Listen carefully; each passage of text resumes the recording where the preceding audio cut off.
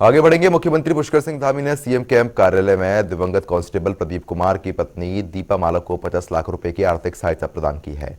आपको बता दें कि कांस्टेबल प्रदीप कुमार विकास नगर के स्थित अधिकारी कार्यालय में तैनात थे। 15 मई को उनकी दुर्घटना में मृत्यु हो गई थी, जिसको लेकर सीएम धामी ने प्रदीप के परिवार को आर्थिक सहायता दी है। साथ ही मुख्यमंत्री ने डीजीपी अशोक कुमार को निर्देश दिए कि ऐसे व्यवस्था की जाए जिससे ऐसी घटना होने पर जवानों के परिवारजनों को कुछ आर्थिक मदद मिल सके। तो वहीं कांग्रेस ने उत्तराखंड में माणा से भारत जोड़ो यात्रा की शुरुआत करने का फैसला किया है। वहीं कांग्रेस की यात्रा पर बीजेपी अध्यक्ष महेंद्र भट्ट ने निशाना साधा है। भट्ट का कहना है कि पीएम मोदी की माणा में जनसभा करने के बाद यह स्थान विश्व पटल पर आ गया है। ऐसे में कांग्रेस भी यहां पर आकर फायदा उठाना चाहती है। वहीं सभी को पता है कि कांग्रेस जोड़ने से ज्यादा तोड़ने का काम करती है।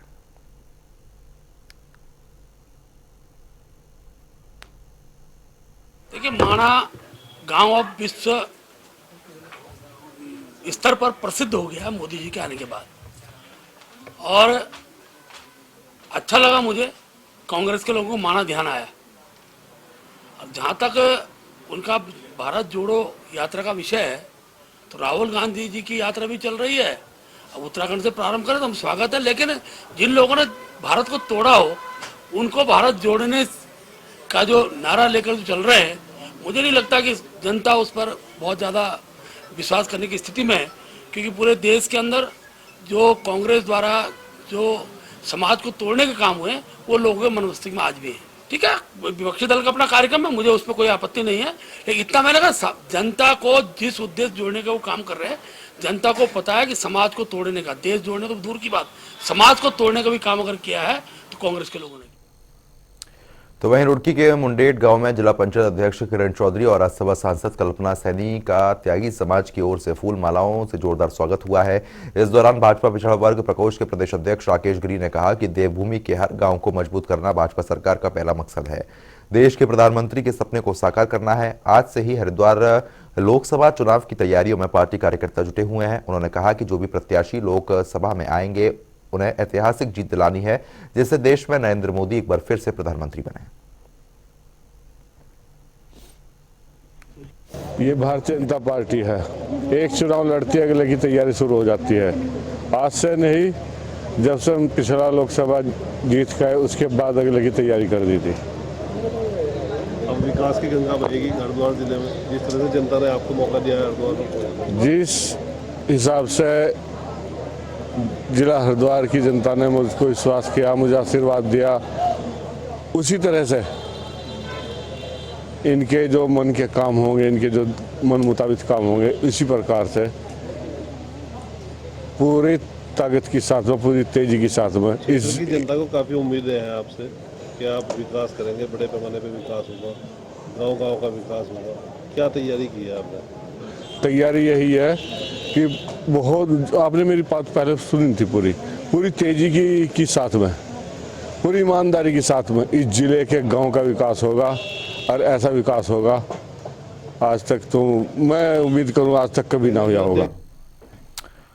केंद्रीय सामाजिक न्याय एवं अधिकारिता राज्य मंत्री प्रतिमा भौमिक का भाजपा प्रदेश मुख्यालय में भव्य स्वागत हुआ है। आपको बता दें कि इस मौके पर बातचीत में उन्होंने केंद्र की योजनाओं के बेहतर क्रियान्वयन के लिए धामी सरकार की तारीफ करते हुए बताया कि दिव्यांगजनों के परिजनों को पेंशन देने वाले उत्तराखंड देश का पहला राज्य है। उन्होंने विश्वास दिलाते हुए कहा कि समाज के कल्याण के लिए जिस भी तरीके की मदद राज्य को जरूरी होगी उससे केंद्र सरकार उपलब्ध करवाएगी। साथ ही सवालों का जवाब देते हुए कहा कि इस बैठक में केंद्र की नई योजनाओं की जानकारी भी दी है, जैसे पीएम दक्ष योजना में बच्चों को ऑनलाइन स्किल डेवलपमेंट कोर्स के माध्यम से घर बैठे रोजगार की जरूरी जानकारी और प्रशिक्षण देना। जैसे एडमिनिस्ट्रेटिव जैसे सर्विस के लिए, जैसे यूपीसी के लिए हम लोगों ने 2022 के फरवरी महीने में 33 यूनिवर्सिटीज़ को, जो हमारा सबसे दलित शोषित बच्चे हैं, उन लोगों को कोचिंग देने के बाद यूपीसी में वो उसको स्थान मिले, उसको ऐसा तैयारी करने के लिए हमारा 2 यूनिवर्सिटी जो है उसको हम एम्पैनल किया है।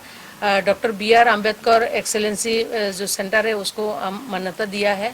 जैसे 100 बच्चा सालाना उसको कोचिंग लेगा, कम से कम 10 बच्चों को उसमें स्थान मिलना चाहिए, पास करना चाहिए उसको, ऐसा व्यवस्था हम लोगों ने किया है। तो राज्य केंद्र सरकार मिलके हम लोग काम कर रहे हैं और नया नया जो भी हो आगे चल के सब मिलके करेंगे। आप सबका प्रयास से अच्छा कुछ बनेगा।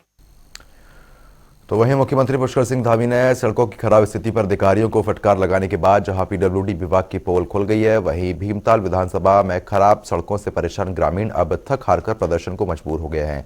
हल्द्वानी के बुद्ध पार्क पहुंचे ग्रामीणों ने सरकार और प्रशासन के खिलाफ जमकर नारेबाजी कर अनिश्चितकालीन धरना शुरू कर दिया है। ग्रामीणों का कहना है कि लंबे समय से भीमताल विधानसभा के कई मुख्य और आंतरिक मार्गों की हालत बेहद खराब है। सड़कों के खराब होने के कारण पिछले कई दिनों से दुर्घटनाएं हो रही हैं, जिसमें कई लोग अपनी जान भी गंवा चुके हैं।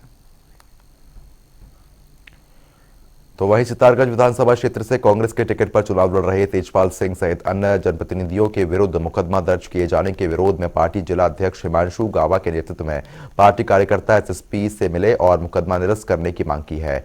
उधम सिंह नगर के जिला मुख्यालय में कांग्रेसियों ने एसएसपी को 7 बिंदुओं का एक ज्ञापन भी दिया है। उन्होंने कहा कि कांग्रेस के एक ईमानदार और स्वच्छ छवि के नेता पर झूठा मुकदमा दर्ज हुआ है और इसे निरस्त किया जाए। कांग्रेस जिला अध्यक्ष हिमांशु गावा ने कहा कि भाजपा सरकार में कांग्रेसी नेताओं पर झूठे मुकदमे दर्ज किए जा रहे हैं, इसको कतई बर्दाश्त नहीं किया जाएगा। हमारी भी सरकार आएगी। कहा कि कांग्रेस सरकार में किसी भी झूठा मुकदमे पर दर्ज किया गया तो आगे कार्रवाई की जाएगी। अगर ऐसे ही चलता रहा तो कांग्रेस कार्यकर्ताओं के साथ सड़कों पर उतरकर भाजपा सरकार का विरोध किया जाएगा। अभी उनका इंतजार कर रहे हैं और हमारा मानना यह है कि इस जिले में दूसरी घटना, खासकर जनप्रतिनिधि हैं, उनका जो है उत्पीड़न यहाँ की सरकार और यहाँ के पदाधिकारी, यहाँ के जो अधिकारी हैं वो कर रहे हैं। नवतेज पाल सिंह जो हमारे सितारगंज के प्रत्याशी थे, जिन्होंने चुनाव लड़ा सितारगंज से कांग्रेस पार्टी से, एक पंचायत के रूप में उनके पास एक पंचायत आई, लोग उनके घर पर चल के गए कि भाई आप हमारी पंचायत कर दो। ये चुनाव से पहले का वाकया है। तो नवतेज पाल जी उस पंचायत के लिए तैयार हो जाते हैं। उसमें वहाँ के हमारे पूर्व ब्लॉक प्रमुख, जो वहाँ के नगर पालिका के चेयरमैन हैं और व्यापार मंडल के भी पदाधिकारी हैं, वो सारे सहमत हुए और उनके यहाँ बैठ के उनके यहाँ गए और उन्होंने पंचायत निपटाई।